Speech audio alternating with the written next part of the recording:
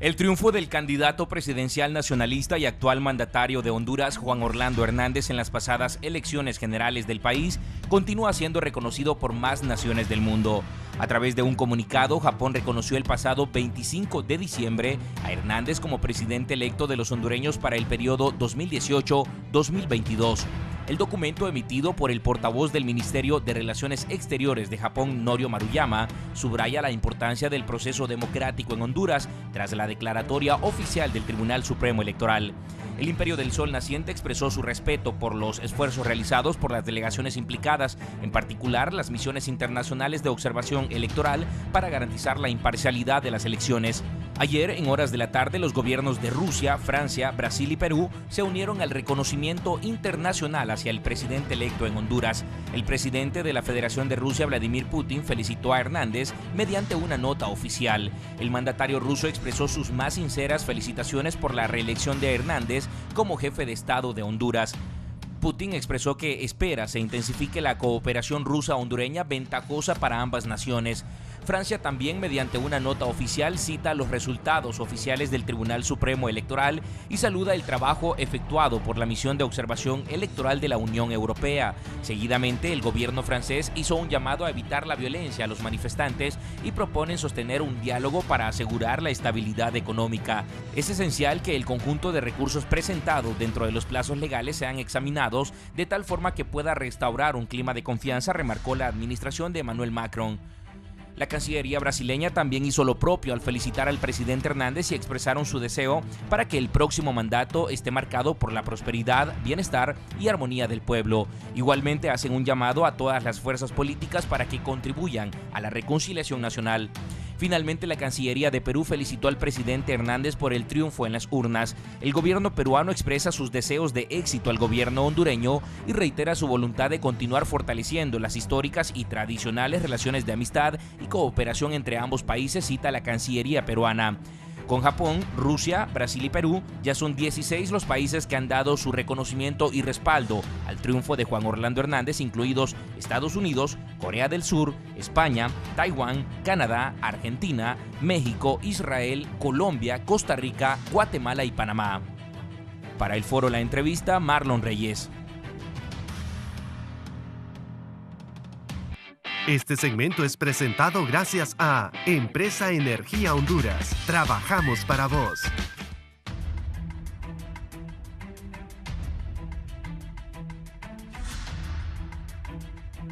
Hola, ¿qué tal están, amigos televidentes? Tengan muy buenos días. Les saluda Guillermo Paz Manueles y les doy la más cordial bienvenida a este su foro de las mañanas, La Entrevista.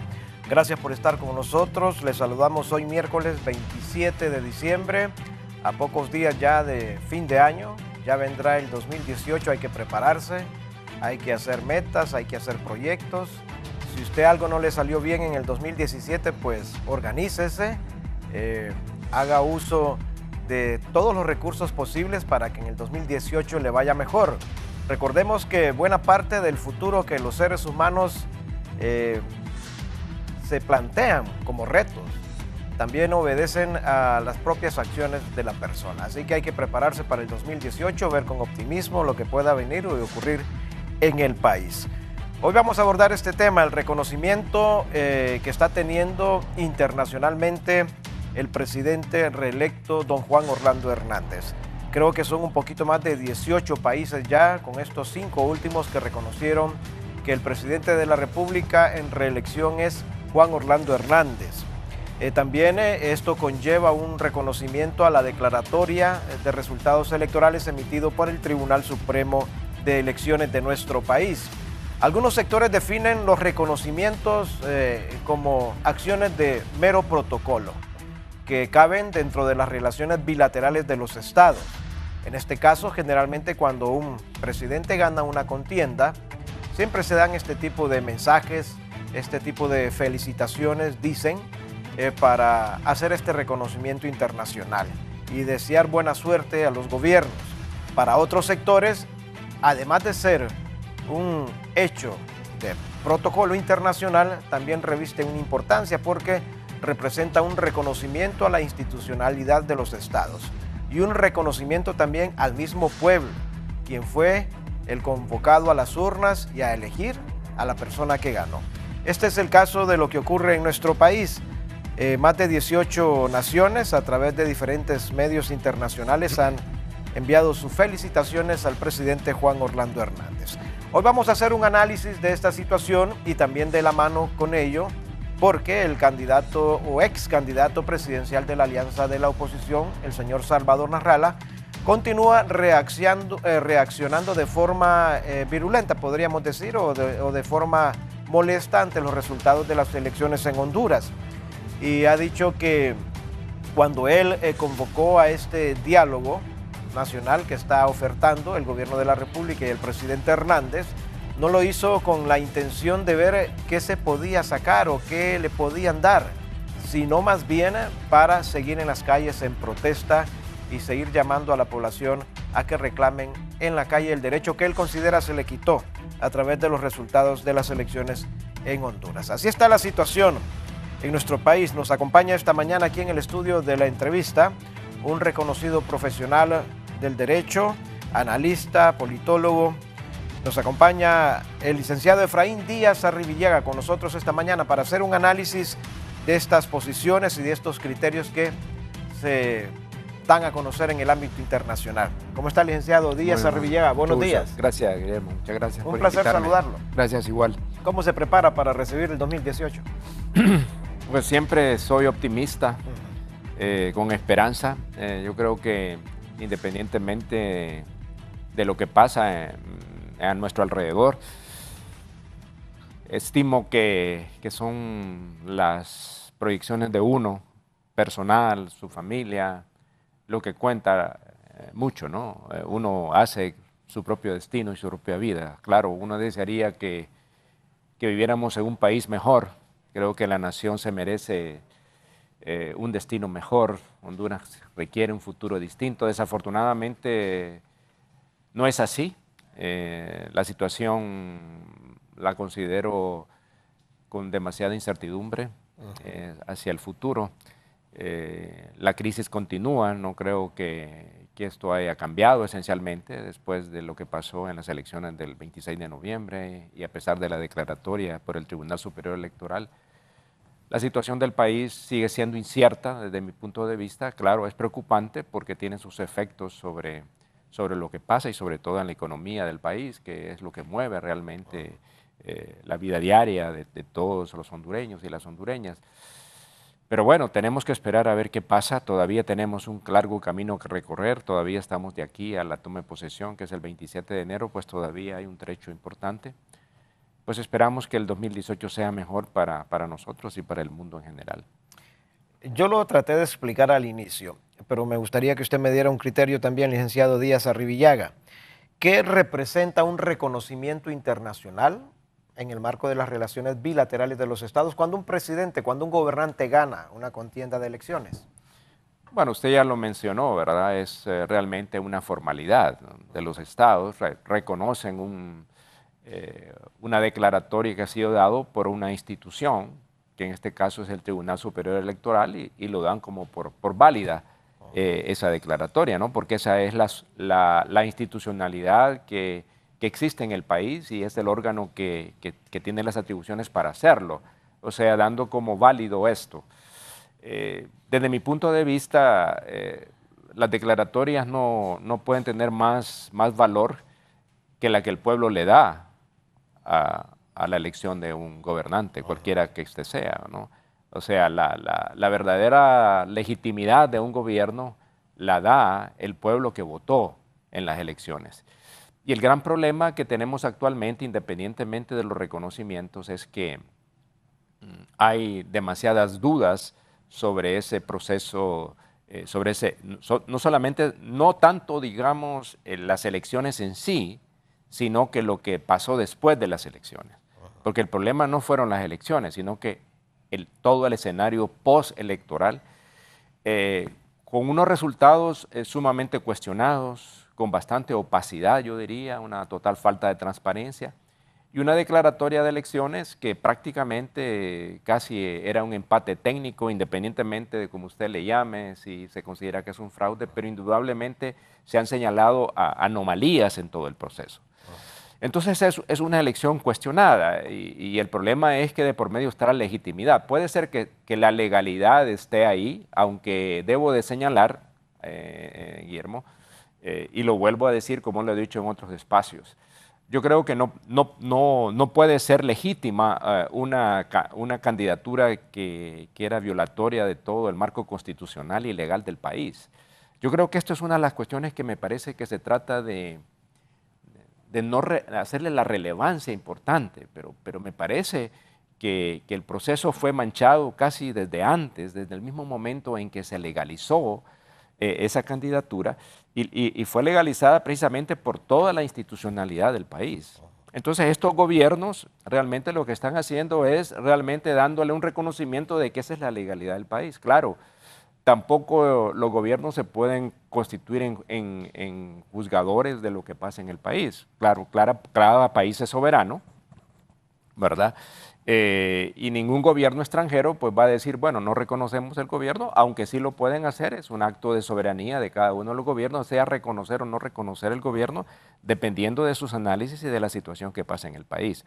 Lo que yo quiero señalarle a ustedes esta mañana es que esos reconocimientos no dan ningún aval de legitimidad al gobierno si el pueblo hondureño mismo no lo tiene. Y todavía, fíjese, y creo que esto debo señalarlo, el primero realmente que abrió realmente la puerta para que todos estos reconocimientos se dieron fue el propio gobierno de los Estados Unidos.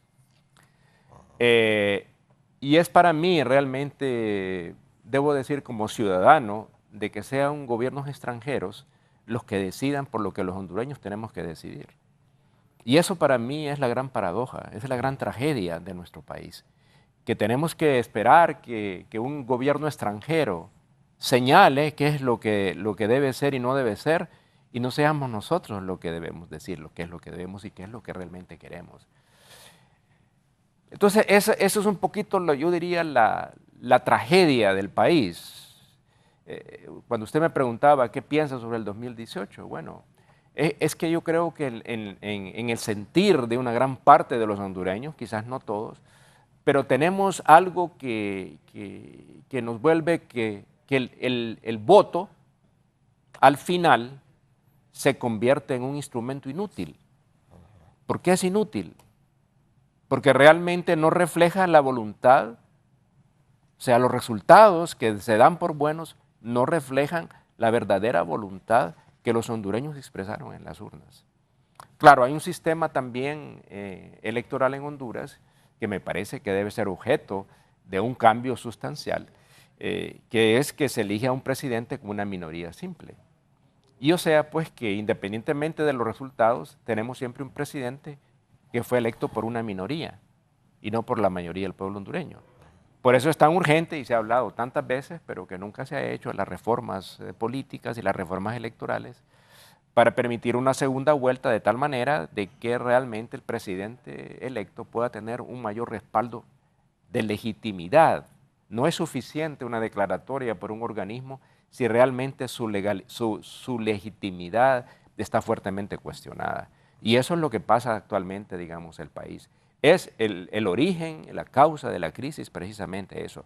Una elección que no refleja realmente, claramente, una realidad y que es tan escaso el margen que efectivamente lo que desde mi punto de vista debería proceder es la repetición de esas elecciones. Por eso se ha hablado mucho de las declaraciones del secretario general de la Organización de Estados Americanos, si tenía competencia o no tenía competencia para decir estas cosas, pero me parece que lo saludable en el país es que esas elecciones deberían ser declaradas nulas, lo cual es muy improbable, dado que el mismo organismo que las declara legales es el que tiene que pronunciarse sobre los recursos de nulidad. Entonces lo veo un escenario muy improbable, pero creo que lo más saludable para el país debería ser repetir esas elecciones, porque de otra manera va a pesar sobre todo esto el tema de la ilegitimidad de todo lo que estamos viviendo actualmente.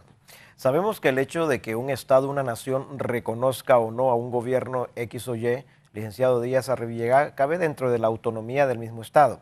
Pero el hecho concreto que el gobierno de los Estados Unidos se haya adelantado y haya emitido su criterio reconociendo los resultados electorales en Honduras y dándole la venia, por así decirlo, al presidente Juan Orlando Hernández como presidente electo, fue un mensaje claro para la comunidad internacional de que también ellos deberían de hacerlo. Bueno, yo diría que fue una decisión bastante determinante, indudablemente. Fue determinante en el país, por un lado, y por otro lado, usted sabe que los Estados Unidos es un país que tiene una influencia muy determinante a nivel mundial, por eso es una superpotencia. Y lo que dio por bueno, por supuesto, vino como en cascada, ¿no? O sea, a partir de esa declaratoria se empezaron a dar las otras en sí. Por supuesto, es un acto, decisión soberana de cada país. Es como que Estados Unidos también usted cuestionara, por ejemplo, sus decisiones sobre el tema migratorio, ¿verdad? O sea, nosotros podríamos cuestionar, digamos, su política migratoria, sus acciones, digamos, discriminatorias contra los inmigrantes en Estados Unidos, pero es una decisión soberana de ese país. Igualmente, si no renuevan el TPS, por ejemplo, es una decisión soberana de su país, ¿verdad? Pero eso no quiere decir de que para nosotros, como hondureños, eso sea lo correcto, ¿verdad? O sea, ese es el punto de vista que estoy planteando acá. O sea, los gobiernos tienen la decisión soberana de hacer lo que deben de hacer. Reconocer los gobiernos como una formalidad, como usted lo señalaba al principio del programa. Pero lo que cuenta es qué es lo que nosotros pensamos como hondureños. Eso es lo que cuenta para mí. A mí no me siento contento con que Estados Unidos reconozca al gobierno, ¿verdad? ¿Por qué? Porque es el gobierno de que va a gobernar para nosotros. Y si nosotros en las urnas no expresamos eso, entonces realmente hay una gran contradicción interna que los que tenemos que de alguna manera resolverlo son al final nosotros los mismos hondureños. Y ese es el camino que tenemos que encontrar. Hacia ahí es donde tenemos que hacer. Pero en el caso de Estados Unidos, si usted ve hacia atrás la historia, todo el tiempo han intervenido, digamos, en los asuntos internos del país. Y han sido determinantes en lo que pasa y no pasa aquí en Honduras. O sea, eso ya es una historia, es decir, parte de nuestra historia, la enorme dependencia y el carácter de alguna manera u otra de intervención que los gobiernos de los Estados Unidos tienen en la política nacional. ¿Por qué? Porque somos un país sumamente dependiente. O sea, eso nos refleja la enorme dependencia que Honduras tiene del exterior, de la cooperación internacional, figúrese. Es decir, ¿qué tan importante es la cooperación externa para Honduras? O sea, somos un país dependiente de la cooperación internacional. Entonces, lo que digan o no digan es importante. ¿Por qué? Porque tiene un peso sobre todo en la economía. Una gran parte, digamos, importante del Producto Interno Bruto son los fondos de la cooperación externa que llegan al país. Seguramente una gran parte de la inversión, digamos, en infraestructura, inversión física, no se haría si no estuvieran esos fondos de la cooperación, ya sea en forma de préstamos o donaciones. Entonces, esto hay que verlo en función de cuál es la verdadera situación que Honduras tiene como nación y la necesidad imperiosa de que el país pueda cambiar de rumbo. La otra cosa es que le quería señalar de que realmente yo creo que los hondureños no están de acuerdo en la continuidad, ¿verdad? Yo he dicho, Guillermo, de que lo que actualmente se necesita es una ruptura y un cambio. No puede ser la continuidad, no puede ser un aval para la continuidad, para lo mismo. El país requiere, digamos, otros caminos distintos. Ya la conferencia episcopal, se recuerda, lo señalaba con bastante propiedad. O sea que lo que buscamos debe ser la salida a la crisis, pero la crisis continúa. Independientemente de cuántos reconocimientos puedan darle los gobiernos, la crisis del país continúa y va a continuar si realmente no encontramos, no se logran los encuentros y las salidas, todas posibles, abiertas esas salidas, para encontrar, digamos, una salida de la crisis y una vez salida de la crisis, cuáles son las soluciones que el país va a tener. No es un camino fácil. Yo encuentro cuando usted me decía, bueno, ¿qué piensa sobre el 2018? Yo no lo veo un camino fácil para la nación, porque la crisis está y seguramente va a continuar, digamos, también de ahora en lo que queda y sobre todo de aquí a que a la toma de posesión va a ser un camino bastante difícil. Yo recuerdo el 2009 cuando la crisis política, el licenciado Efraín Díaz Arribillaga, al presidente Porfirio Lobo Sosa recorriendo el mundo, solicitando el reconocimiento hacia Honduras. Eran unos meses muy duros, los presagios económicos y financieros para el país eran indudablemente catastróficos y poco a poco se fue dando ese reconocimiento. Después vino como un periodo de tranquilidad y comenzó a dinamizarse un poco la economía. En este caso del presidente actual con su reelección, Juan Orlando Hernández, el hecho de que estas naciones, que estos países lo reconozcan antes de comenzar su segundo mandato, le asegura a él que va a haber ese apoyo económico y financiero para el desarrollo que necesita el pueblo, o no necesariamente tiene que ser así. Bueno, teóricamente sí, ¿verdad? O sea, yo creo que al menos, por ejemplo, en el caso de Estados Unidos, igualmente es así. Recuérdese que la situación del 2009 fue muy diferente a la actual, porque en el caso del 2009 veníamos de un golpe de Estado. Honduras había sido expulsado de la Organización de los Estados Americanos. O sea, Honduras fue prácticamente un estado paria. Se lo quiero decir porque me tocó, digamos, en el 2009 ser embajador de Honduras en Alemania. Y realmente era una situación muy difícil, sobre todo, digamos, con los países de América Latina. Recuerde también que el espectro político en la región ha cambiado sustancialmente, ¿verdad? O sea, ahora tenemos una constelación de gobiernos en América Latina de diferentes signos. Sí. Digamos, si usted quiere, aunque a mí no me gusta utilizar los términos derecha o izquierda, pero ahora, digamos, la configuración es distinta. Hay gobiernos más hacia la centro derecha que gobiernos de la izquierda, ¿verdad? Entonces, también eso nos da un panorama distinto. Entonces, después del golpe de Estado y la crisis, mientras Honduras realmente no volvió a ser incorporado a la Organización de Estados Americanos, que fue logrado a través de estos acuerdos de Cartagena, si bien usted no se recuerda y el pueblo hondureño lo recuerda, eso le permitió a Honduras entonces volverse a incorporar a la Organización de Estados Americanos y el reconocimiento internacional. Entonces fue mucho más duro, digamos, en el 2009, ¿verdad? Lo que pasa es que aquí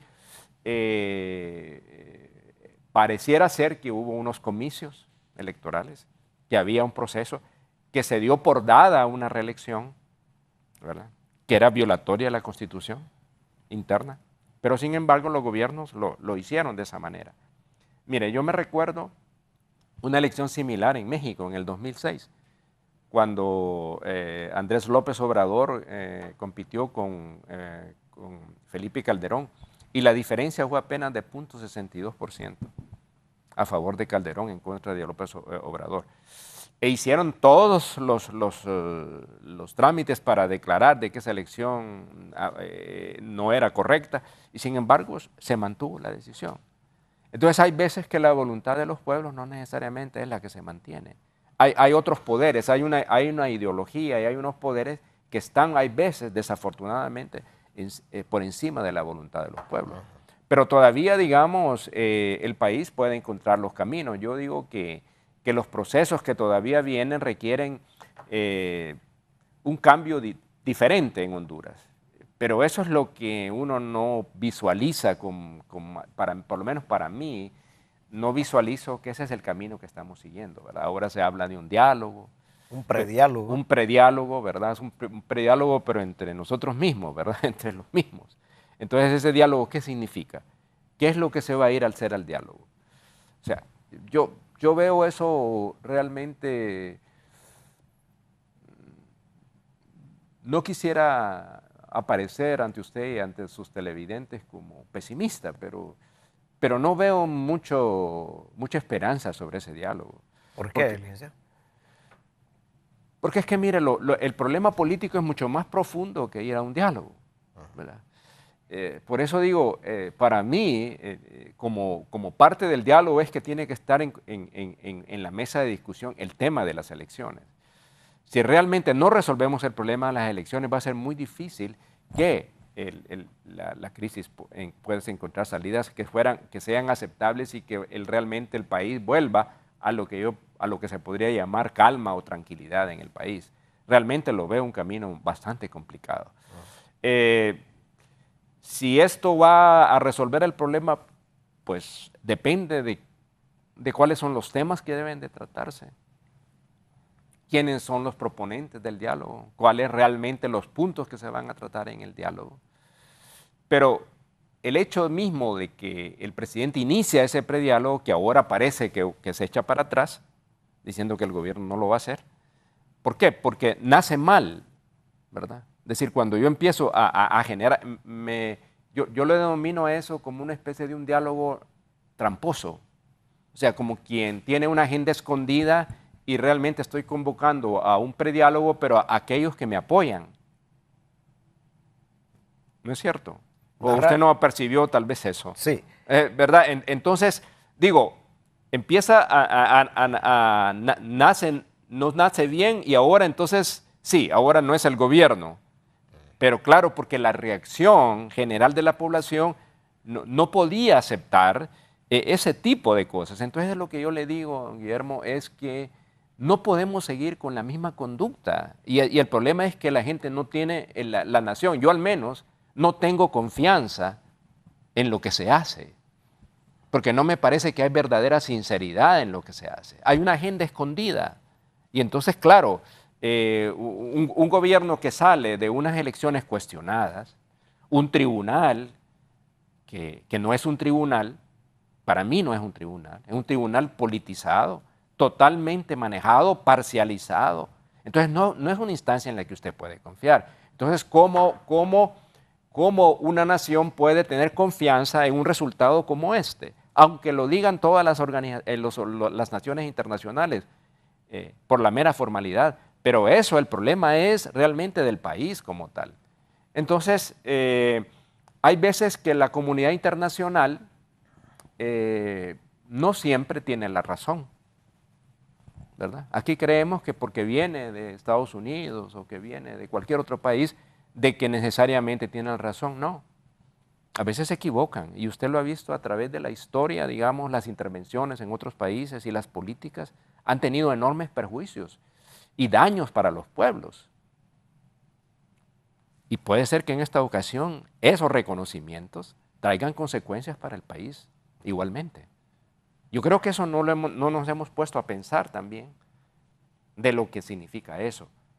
O sea, porque las cosas internas están ahí, la crisis está ahí, la crisis no hemos salido de ella. Y el camino va a ser muy difícil hacia adelante.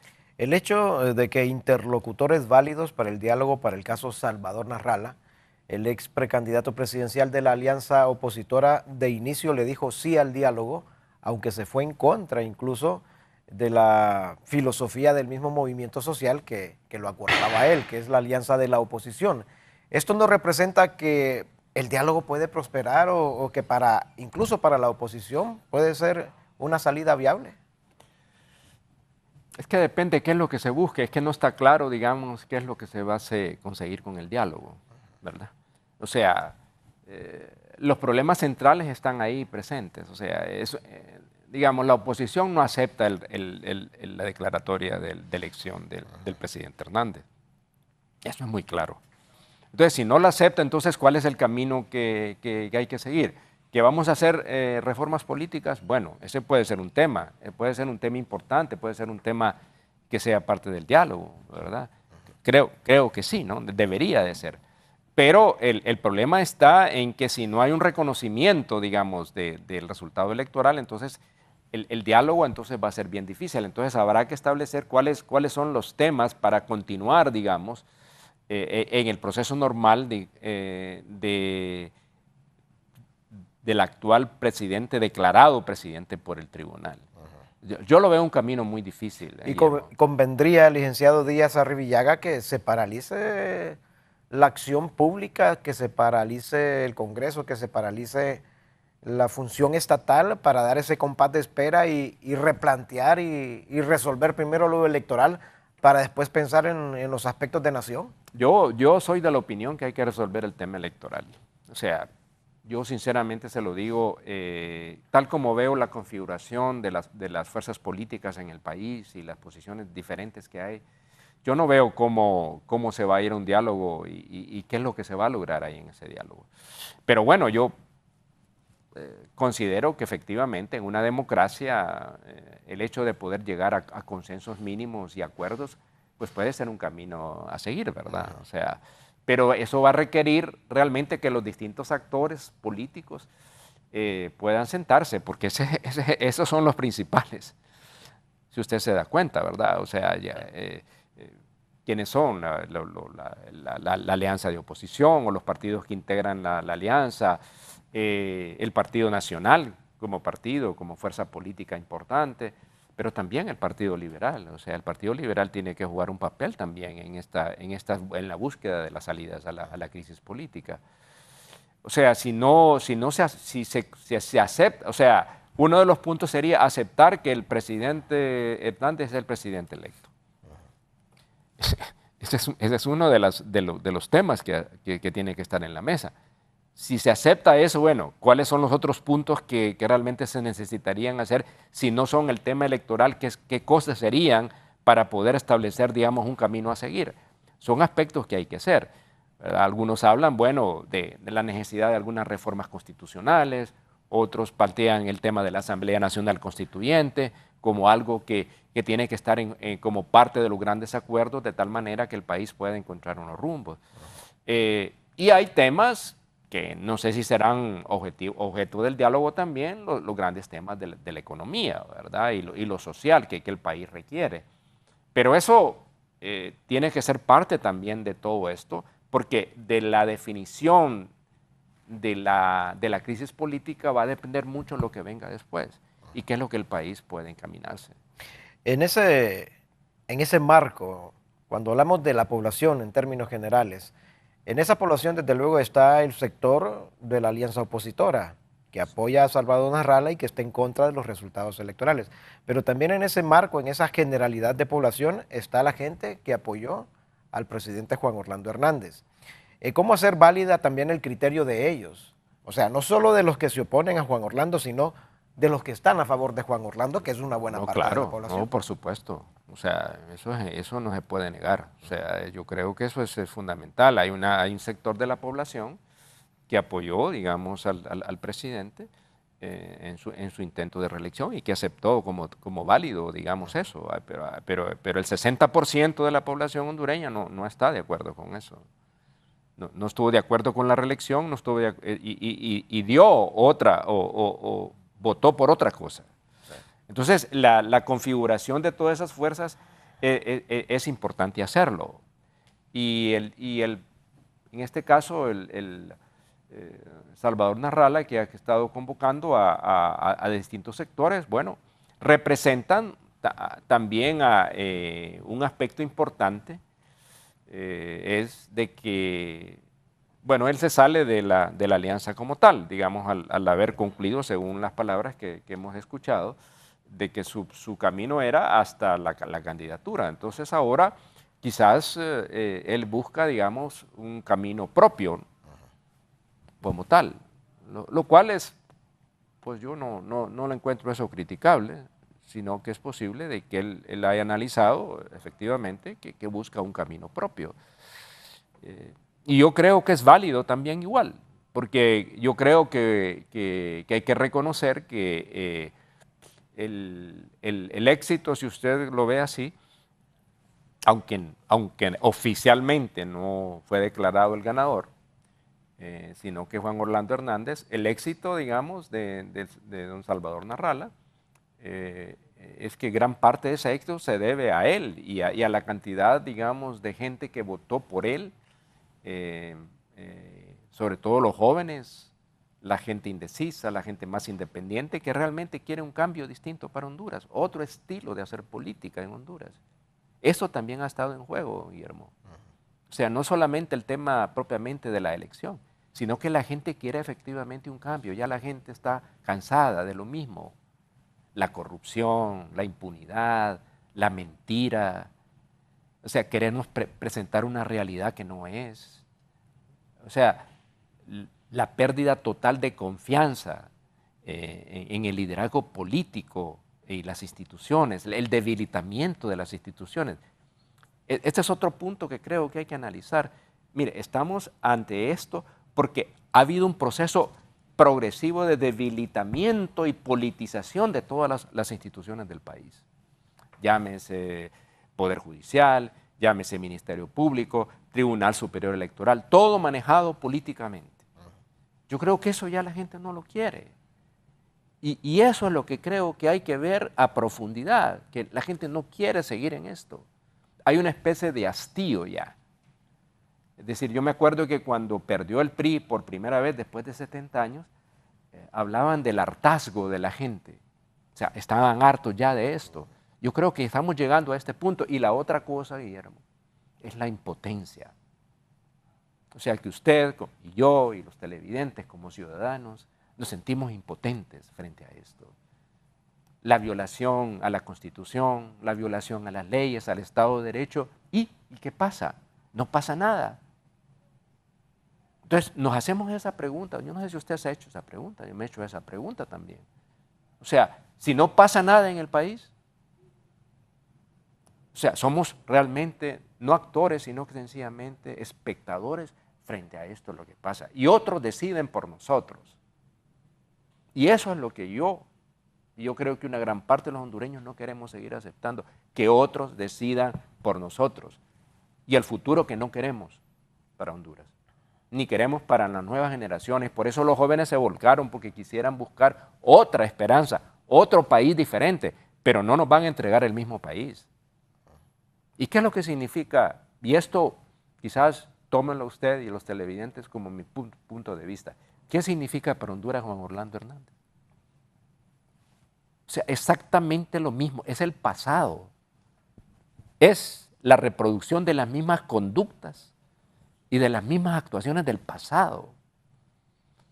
Entonces yo creo que Honduras no puede seguir ese camino. ¿No hay cambios para usted o no hubo cambios para usted en la administración de Juan Orlando Hernández con temas como seguridad? Bueno, pero eso, pero es que mire, yo cuando me refiero es a las conductas políticas.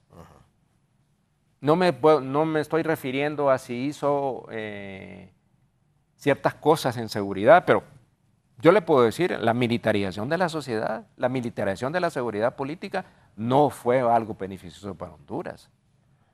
Lo que estamos viendo, una policía militar. ¿En qué país usted ha visto eso?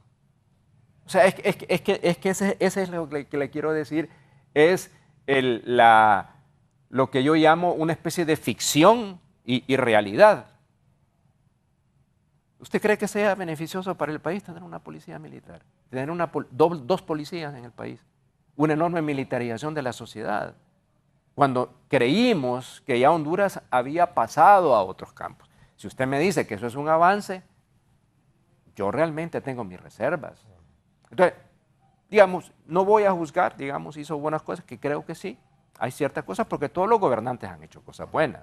Lo que pasa es que el país realmente no cambia. Ese es el gran problema.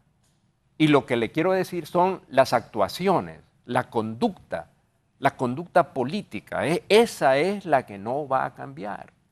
Y usted lo vio recientemente en esa convocatoria, ese prediálogo. Esa es la misma conducta que hemos observado en estos cuatro años. El culto a la personalidad. O sea, esas son las características. Mire, los cambios que en América Latina se están dando o es una democracia constitucional o es una democracia con tintes autoritarios.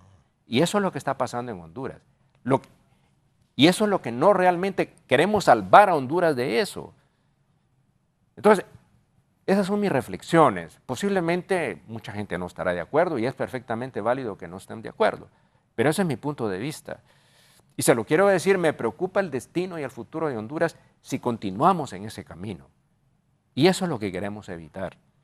Eso ha pasado en otros países cuando se han instaurado dictaduras. Se da la impresión de que todo está bien y una especie de mesianismo, de de alguien que va a resolver todos los problemas del país, pero que al final terminan en las dictaduras. Y eso es lo que creo que los hondureños tenemos que evitar. Entonces, esa es un poco mi reflexión, Guillermo, ¿verdad? No lo hago con el ánimo de que no encontremos salidas. No, yo creo que sí. Yo he creído esencialmente que son fundamentales los consensos mínimos. Pero para llegar a acuerdos es necesario que las partes y los grandes actores estén dispuestos a desprenderse de cosas y que prevalezca el interés general del país y no los intereses particulares de grupos. Llámese económicos, llámese políticos, como usted quiera. No es un camino fácil, pero hay que intentarlo. O sea, no quiero decir que aunque tengo mis reservas sobre el diálogo, que no debemos intentarlo. Sí, debemos intentarlo. Y ojalá que se pueda realmente concretar con un diálogo real, genuino, verdadero, sin condicionamientos, que pueda realmente establecer las bases para lo que el país puede ser. O sea, pero que no puede hacerse sin los grandes actores políticos que han sido parte de todo esto. Y ya lo mencionamos acá, ¿verdad? Es decir, porque el Partido Nacional es el Partido Nacional, no es necesariamente Juan Orlando Hernández, aunque muchos lo puedan decir que es lo mismo que Juan Orlando Hernández, posiblemente lo es en este momento, pero el partido tiene su propia, digamos, también hacer, y no todos los nacionalistas tampoco están de acuerdo con eso. O sea, hay que señalar eso también, ¿verdad? O sea, que el orlandismo no es necesariamente el sentir y pensar de todos los nacionalistas. Entonces hay que tomar en cuenta que hay una diversidad de pensamientos sobre todo lo que está pasando en el país. Muy bien, licenciado Efraín Díaz Arribillaga, vamos a hacer una breve pausa comercial. Desde luego, los interlocutores, las partes que se puedan sentar en un diálogo, de inicio tienen que tener un cambio de actitud política. Deben sentarse con una mente abierta, amplia, incluyente, abarcativa y escuchar a todos los sectores para que de esa mesa de diálogo puedan salir resultados realmente positivos, resultados que representen resolver una crisis política. Pero si alguien va a la mesa del diálogo a platicar y ya lleva de antemano su agenda propia, su agenda incorporada, ese diálogo no va a tener ningún tipo de resultados. Cuando regresemos yo le voy a consultar al licenciado Efraín Díaz Arribillaga. ¿Cree usted, licenciado Díaz Arribillaga, que de entrada cambiaría el ambiente y lo volvería más favorable el hecho de que se comenzaran a discutir las reformas electorales como la segunda vuelta electoral, la ciudadanización de la mesa de votación, las mesas MER, una nueva integración del Tribunal Supremo de Elecciones, el voto electrónico, los distritos electorales, en fin, una gran cantidad de reformas electorales que se quedaron ahí, que no llegaron al foro de las propuestas y del debate como es el Congreso Nacional de la República, al foro de las aprobaciones legislativas, se quedaron ahí, se diluyeron por falta de apoyo de la misma clase política. Y aquí vamos a hablar de clase política de todos los sectores, de izquierdas y de derechas. Nadie quiso entrarle al tema de las reformas político-electorales. Hoy estamos embarcados en una situación muy difícil para el país que requiere desde luego una solución rápida y precisa para que Honduras pueda seguir avanzando. No nos cambien, seguimos después de esta breve pausa comercial.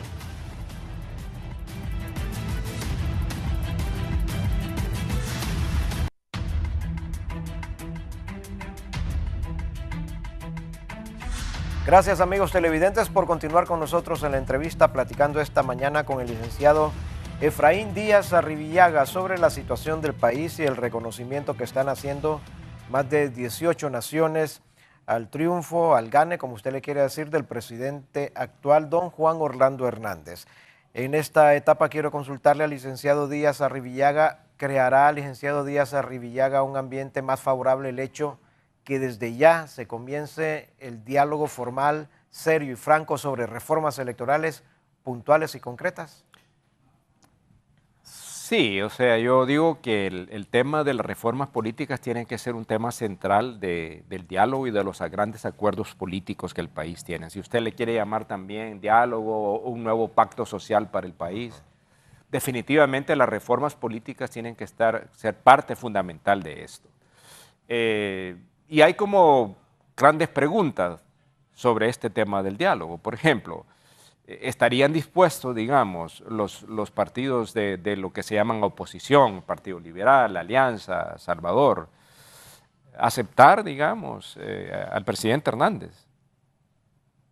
¿En su continuidad de gestión? Sí, o sea, ya como presidente electo. O sea, eso tendría que ser parte de todos estos acuerdos, ¿verdad? Son preguntas, más reflexiones, no es que eso tenga que ser. Sí. Pero bueno, pero ¿qué significa? ¿A cambio de qué cosas se va a dar esto? ¿Cuáles son los caminos a seguir? Aparte de las reformas políticas, se va a hablar de una Asamblea Nacional Constituyente. O sea, hay varios temas que están como flotando, digamos, en el ambiente y que son necesarios para hacerlo. Yo lo dije anteriormente, el tema de las elecciones nuevamente. O sea, abandonamos el tema de las elecciones y nos sentamos en otras cosas viendo hacia el futuro. Bueno, son de los grandes temas que hay que hacer. Sobre todo creo que va a ser muy importante si es que esto se da.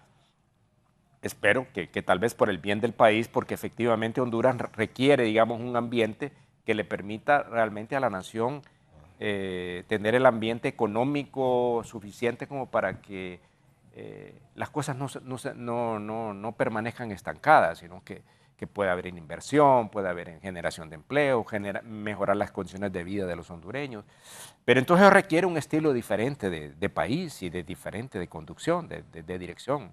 O sea, no puede ser lo mismo. No es como aquello que decía, se recuerda en la novela del gato pardo de Lampedusa, que decía, hay que dejar, que decían la aristocracia de Sicilia en ese tiempo, cuando venía el cambio de la revolución de Garibaldi, decía digamos, personaje de la novela, dejar que todo cambie para que todo permanezca igual. Eso es lo que no queremos. Entonces, todas esas son las cosas que pueden girar alrededor del diálogo. La gran pregunta es quiénes van a ser los convocantes de ese diálogo, o interlocutores, como se le quiera llamar. De tal manera, ya sean nacionales o extranjeros, he escuchado varias cosas alrededor de esto. Pero bueno, lo importante para mí es la disposición que los actores políticos estén para poder llegar a algunos acuerdos. Pero implica desprendimientos que a veces son difíciles de poder hacer, ¿verdad? Por ejemplo, usted se recuerda los acuerdos de Cartagena que fueron mediados por el presidente de Colombia, que estuvo Hugo Chávez, que estaba presente, digamos, don Porfirio Lobo, el mismo José Manuel Zelaya Rosales. Ahí se tuvieron que hacer concesiones, ¿verdad? Y muchas concesiones que a muchos sectores no les parecía, pero eran necesarios hacerlo. O como pasó, digamos, ahora que lograron la paz en Colombia con la FARC. Tuvieron que hacer concesiones que a una gran parte de la gente no le parecía. Y ese acuerdo tuvo que ser hecho a un referéndum, digamos, en Colombia, para poder aceptar el acuerdo de paz. Entonces también creo que de repente estos acuerdos pueden ser objeto también de una consulta también para la gente, si esos acuerdos que se logren del diálogo tengan efectividad. Porque lo importante es no solamente llegar a los acuerdos mínimos, sino que estos se cumplan y que sean la ruta que el país va a seguir, ¿verdad? Y no una ruta, digamos, de grupos o determinados sectores que son los que quieren seguir manteniendo el sistema tal como está. Yo creo que ese status quo ya no puede continuar. Para mí ya no puede continuar. El país o cambia o el país no va realmente a salir de su subdesarrollo. Porque tenemos que crear un ambiente de instituciones fuertes, gobiernos confiables, un gobierno mucho más eficiente, mucho más abierto. Y eso significa que ya no podemos seguir manejando la politización como lo que guía, y politización sectaria, lo que guía las instituciones y el actuar del gobierno. No podemos seguir así y tenemos que ir en otra línea. Combatir la corrupción, la impunidad, para hacer efectivo que realmente la gente se le devuelva la confianza en las instituciones y en el liderazgo político que el país tiene. Los sectores que adversan, que están en contra de la alianza de la oposición, desde luego hay sectores, dicen que los líderes de la alianza de la oposición lo que están haciendo con el llamado a las calles, la protesta en las calles, las acciones que se puedan generar en estas protestas es meter un poco de miedo y al momento de sentarse a la mesa del diálogo, sacar lo que mayor puedan sacar de ese diálogo. Concesiones que, como usted dice, muchas veces la población, algún sector de la población incluso es temerosa a que se concedan este tipo de situaciones. Mire, el manejo de los miedos viene de ambos lados, ¿verdad? El miedo a la calle o el miedo, digamos, a que la alianza, visto desde el gobierno, ¿verdad? Y de sectores del Partido Nacional, creer que la alianza es la representación del socialismo del siglo XXI, del chavismo, del fidelismo. Es decir, usted ha escuchado también eso, ¿verdad? O sea, hay un montón de miedos que son reales o ficticios, que se han generado sobre el país. O sea, la protesta en la calle, pues sí, ha tenido unos ribetes, lamentablemente algunos, pero quizás no esos, de violencia, pero la protesta es importante, la movilización social es importante. Lo que no es aceptable es la violencia. Es decir, la manifestación pacífica tiene que ser, si no veamos lo que hizo Gandhi en la India, Martin Luther King en los Estados Unidos, para lograr los derechos que como ciudadanos tenemos. Entonces, todas esas cosas son parte de la realidad y tienen que estar ahí. Eso no solo podemos evitar. Lo que sí tenemos que evitar es realmente el enfrentamiento y la violencia. Pero es que también usted se da cuenta de que tenemos un estamento militar que todavía actúa y la policía con un sentido de represión. Represión permanente, violencia también igual. O sea, que la violencia genera violencia y eso es lo que el país tiene que evitar. O sea, crear un ambiente que nos permita a todos, yo decía que lo que debe guiar el diálogo es el reencuentro del país. Un reencuentro que permita encontrar la reconciliación, sanar heridas hasta donde eso es posible, ¿verdad? Y establecer un camino de cambio para Honduras. La ruptura y cambio es lo que tiene que guiar. Si el diálogo no logra eso, realmente va a ser muy difícil encontrar una salida. Pero hay que negociar, hay que hacer todos los esfuerzos necesarios para que el país pueda salir de la crisis. Y si eso significa hacer grandes desprendimientos, pues es importante. Yo le quiero traer ejemplos donde ha habido momentos difíciles. Por ejemplo, el caso de Chile, después de la dictadura de Pinochet y el cambio a la democracia. O sea, el grupo, digamos, que estuvo en la oposición, tuvo que aceptar muchas cosas que tal vez eran impensables que los pudieran aceptar. Por ejemplo, el mismo modelo económico de mercado. O sea, se continuó en Chile. Se dejó todavía algunos rastros de la dictadura, aún en el gobierno y en la integración del Senado y todo esto. Lo mismo pasó en España. El cambio del franquismo a la democracia.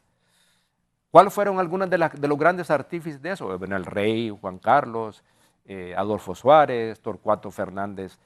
O sea, que generaron las condiciones para poder impulsar el cambio del franquismo hacia la transición a la democracia, incluyendo, fíjese, Guillermo, el reconocimiento del Partido Comunista Español, que era impensable hacerlo.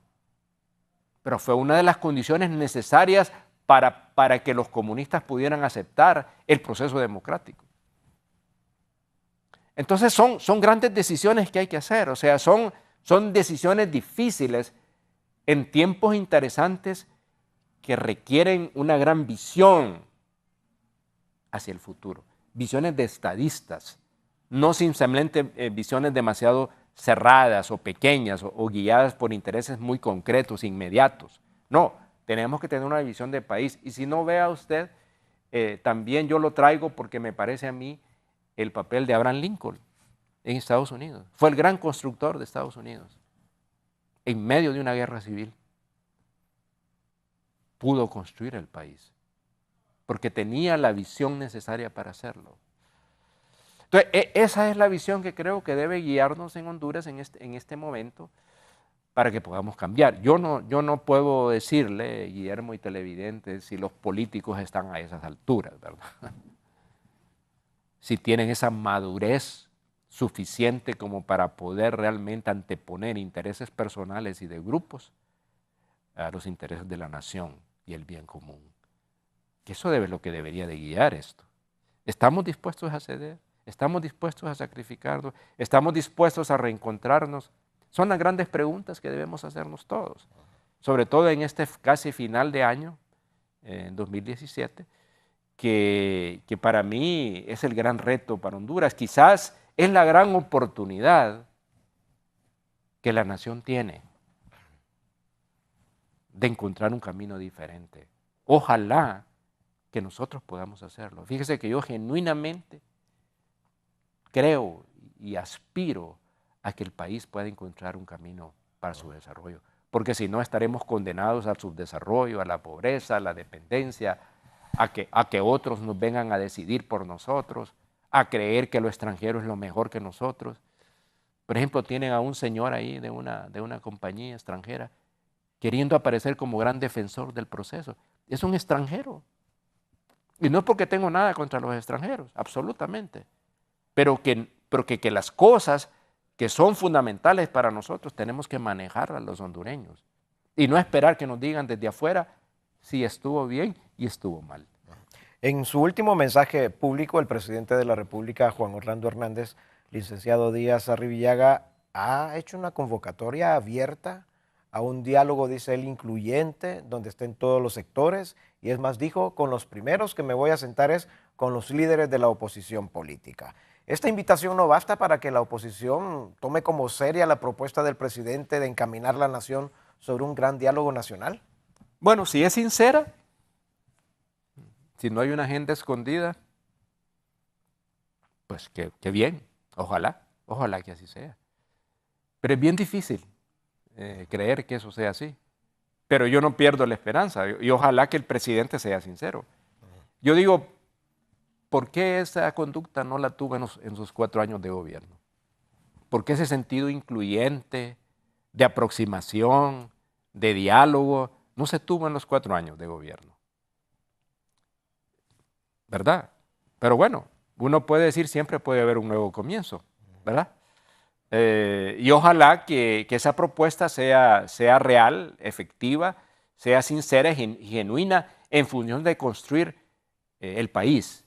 No, digamos, en consolidar y dar una especie de maquillaje a algo que está sucio. Porque hay que admitirlo, ¿verdad? Yo hablo, mire, aquí con la verdad. O sea, no podemos mentir. De que esto fue manipulado y manoseado, pues yo creo que no cabe duda. Decir, el que piensa de otra manera, pues no es así, ¿verdad? Si no, no tuviéramos esta crisis. Pero bueno, haciendo a un lado eso y que podamos admitir de que eso ha sido así, y como dicen que hay que enderezar en tuertos, que es mucho más difícil que construir, hay que enderezar en tuertos, pero no es suficiente eso. Tenemos que cambiar. Entonces, si la convocatoria del presidente Hernández es genuina, es sincera, sin condicionamientos, y los otros actores también están en la disposición de poder encontrar acuerdos, bueno, qué bueno, ojalá que se produzca. Y yo insisto, ¿verdad?, de que aparte de lo que llama oposición, pues tiene que estar incluido el Partido Liberal, para mí. Es decir, también es un actor importante en la construcción de la nueva nación. Y sectores importantes de la ciudadanía, ¿verdad? Porque no podemos decir que solo es un asunto de los partidos políticos. Una de las características ahora es la ciudadanización de la política. Y eso significa que los ciudadanos tenemos que tener una participación ahí. ¿Quiénes de esos ciudadanos? Bueno, no sé, pero de alguna manera no debe ser un trabajo exclusivamente de los partidos políticos. O los partidos políticos cambian a darse efectivamente que los ciudadanos tengan algo que decir en la política. Y no, como usted me decía, esta Cámara, muy bien, por ejemplo, pensar que estos diputados que salieron por el voto en plancha sean representantes genuinos de la ciudadanía hondureña. Allá hay una crisis de representación también en el Congreso Nacional. Por eso hay que cambiar la forma de elegir a los diputados. Tiene que ser parte de las reformas, la segunda vuelta, la reestructuración total del Tribunal Superior Electoral, la independencia del Registro Nacional de las Personas, tiene que ser otro elemento fundamental, porque el Registro Nacional de las Personas no puede seguir siendo manejado por los partidos políticos, ni el tribunal tampoco. Entonces sí, son grandes decisiones, grandes retos, difíciles, pero que nos abren para mí una oportunidad de cambiar la nación. Muy bien. Sí, ¿verdad? O sea que, digo, mire, Honduras ha tenido oportunidades a través de toda su historia de cambios, pero transiciones que nunca concluimos, nunca consolidamos. Fíjese que el Mitch fue una oportunidad, pero no lo aprovechamos plenamente. Con la cantidad de ayuda que vino del país y no cambiamos el país, no lo transformamos. Entonces, ahora con esta crisis política, ojalá que sea la base, tanto la del 2009 como lo de ahora, para que Honduras pueda ser el país que todos nosotros queremos. Yo creo que nosotros los hondureños nos merecemos un país mejor, nos merecemos otro país. Desafortunadamente no nos los han dado y quizás como ciudadanos no lo hemos exigido lo suficiente. Y yo creo que ahora la gente no se va a contentar con le den, como dicen, atol con el dedo. No. O se cambia o el país puede entrar en otra cosa. Así es que asegurémonos de que efectivamente con alguna esperanza, aunque sea desde mi punto de vista, con alguna esperanza, con reservas, pero siempre y cuando el interés de la nación esté sobre encima de todos los intereses particulares y de grupos. Sin el ánimo de ser negativo o pesimista con la entrada del 2018, si este diálogo nacional, si este nuevo trato social no se realiza, licenciado Díaz Arribillaga, ¿cuál es el escenario que usted vislumbra para el país en los próximos 4 años? Lleno de nubarrones, muy difícil, con una limitada gobernabilidad, mucha inestabilidad, represión va a ser necesario porque esto va a ser. Entonces no quisiéramos que ese escenario fuera el que tuviéramos, porque no conviene ni para el país, menos para la economía, para el clima de inversiones, porque también la gente requiere, digamos, cierta tranquilidad y algún grado de certeza para continuar haciendo lo que la gente hace para su vida diaria, su vida económica, alguna esperanza, los planes futuros. Yo creo que tenemos ante nosotros un gran reto, eso sí lo quiero decir. Si ya hemos puesto el escenario más negro o el más difícil, pero el que podría ser mejor, podrían ser algunas de las cosas que debemos construir. Si no nos reencontramos, va a ser muy difícil, Guillermo, de que realmente el país fuera. Y yo no quisiera que ese escenario fuera lo que fuéramos a tener. Yo quisiera otra posibilidad. Pero para eso yo quisiera hacer un llamado muy... ¿Y quién soy yo? Bueno, posiblemente soy un ciudadano nada más, como usted, como muchos, de que realmente el orgullo y la prepotencia tienen que ser un poquito puestas en remojo para poder construir el país diferente. Si no existe un grado de desprendimiento, los acuerdos van a ser bastante difíciles. Y ojalá que los que puedan impulsar el diálogo tengan la capacidad suficiente de mediar para poder entonces encontrar las coincidencias, ¿no? Los puentes que puedan encontrar, buscar las salidas, los caminos para la nación. Con una actitud política diferente. Con una actitud política totalmente diferente, definitivamente. Es decir, si aquí hemos de cambiar, tenemos que cambiar lo que es la política como tal, definitivamente. ¿Deben de involucrarse los hombres de fe, las iglesias, evangélica, católica? Bueno, mire, siempre para el tema religioso es siempre complicado, ¿no? Es decir, cómo involucramos a los religiosos, pero son líderes que tienen cierta credibilidad. Por ejemplo, yo creo que la conferencia episcopal puede jugar un papel importante en esto. El mismo sector privado, ¿verdad? Es decir, puede jugar. Hay ciertos sectores del país que pueden hacer jugar ese papel. O Si no hay suficiente confianza en estos sectores, pues tendrá que venir un mediador, alguien internacional como para que esto se pueda, así como se hizo en la crisis, ¿se acuerdan? En el 2009, don Oscar Arias fue uno de los mediadores que vino por acá. Entonces hay que pensar realmente hacerlo, pero a mí me gustaría, desde mi punto de vista, que los mediadores puede ser alguien internacional, pero también con algunos sectores hondureños, porque nosotros tenemos que ser apropiados de eso. Así como hicieron con la Comisión de la Verdad, ¿verdad? Después del 2009, que fue integrado por internacionales y por nacionales. Hay temas, por ejemplo, que la Comisión de la Verdad planteó que habría que darle seguimiento. Y había que, porque no se implementó en su mayoría.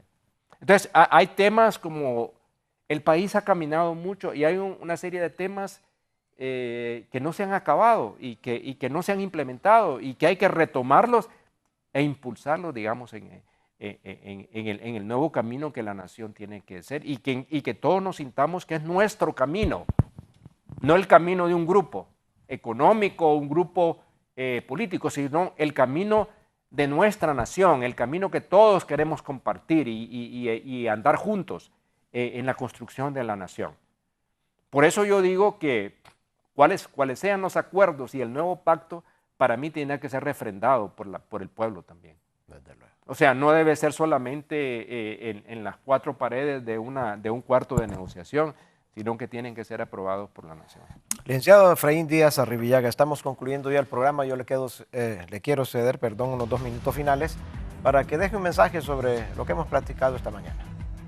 Bueno, estimados televidentes, desearles a todos un feliz 2018 con esperanzas, con alegría.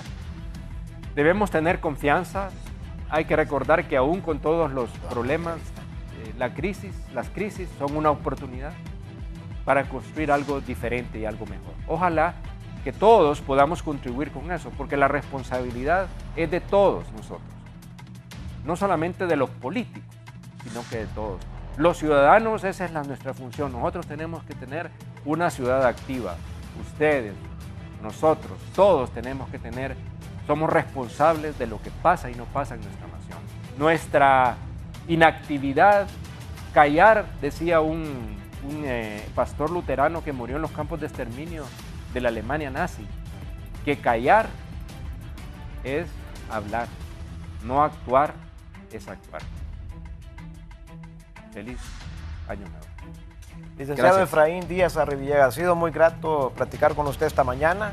Desde luego es un tema de mucha importancia para el país, para Honduras, así como lo hizo el gran reformador en los Estados Unidos, Abraham Lincoln, de una guerra civil.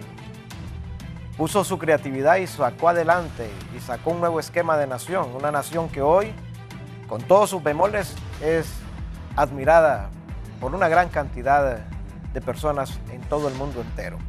Los que se van a sentar a esa mesa de diálogo, de pláticas y acercamientos deben de ir con una mente abierta, sin prejuicios al diálogo y también ser creativos, como lo dice el licenciado Efraín Díaz Arribillaga, saber que es la oportunidad que de esta crisis que estamos viviendo, esta crisis política, surja una nueva Honduras, una Honduras donde todos nos sintamos representados y donde todos los ciudadanos de este país nos sintamos apoyados. Gracias por estar con nosotros, que estén bien el día de hoy.